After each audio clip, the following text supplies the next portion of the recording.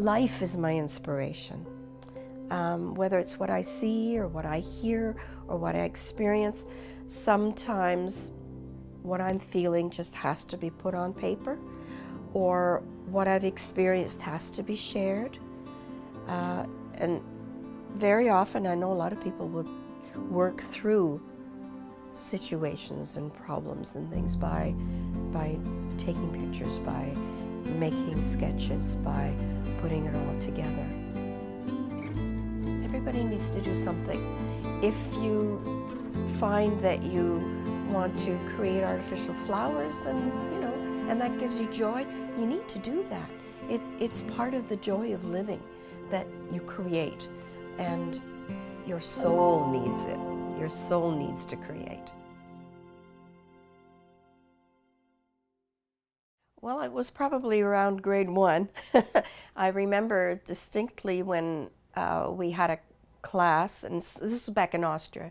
We had a class session where the older students were working with us about something or other, and I was doing some illustration of a story we'd done, and I was fiddling around trying to do a swan, and the student who was helping me, she was about, oh, maybe 3 or 4 grades above me. She said, "Oh, that's easy." She said, "Just draw the number 2, and then you put the head on it and the body on it, and voila, you have a swan." That was just wonderful. And whenever I did illustration, for my teachers always got positive comments, it never occurred to me not to do art. It was always something that was a way of myself expressing myself.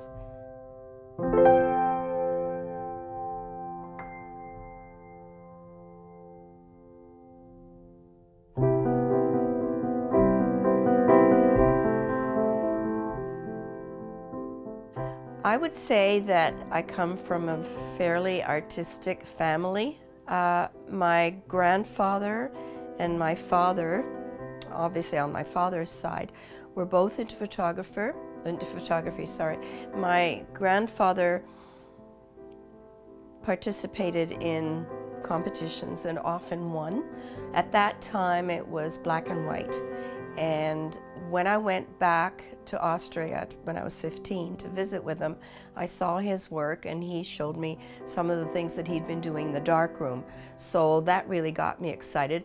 My uncle on my mother's side was also very, very creative. Anything he touched, he could do. And he was also into photography, and I worked a lot with him in the darkroom.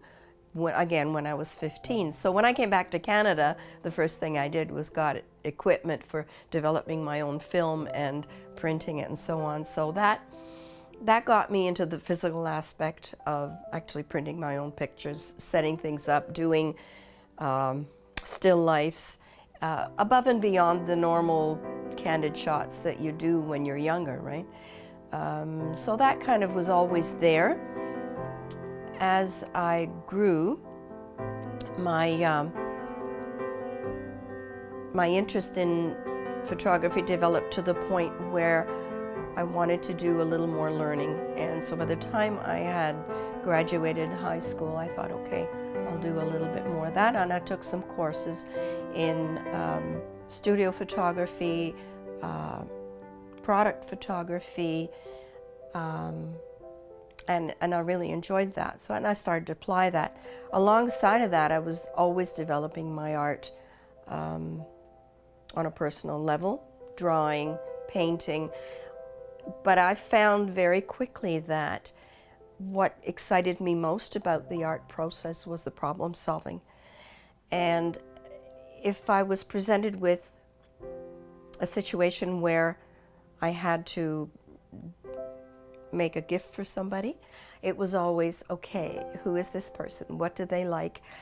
What product would please them most and fit them the best? So then I would do it in fabric, or I would paint a picture, or I would do a card, or for my nephew, for instance, I created a leather book cover, and it was pretty much quilted and stitched together, and it really worked well. So that was what I really enjoyed doing. Okay, I've got to get this idea across. I want to share this. What's the best way of doing it?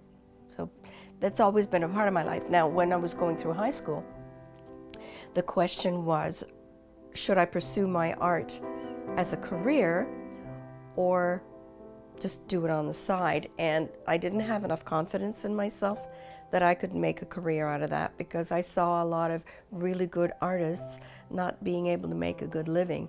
And so I turned to my second love, which was teaching.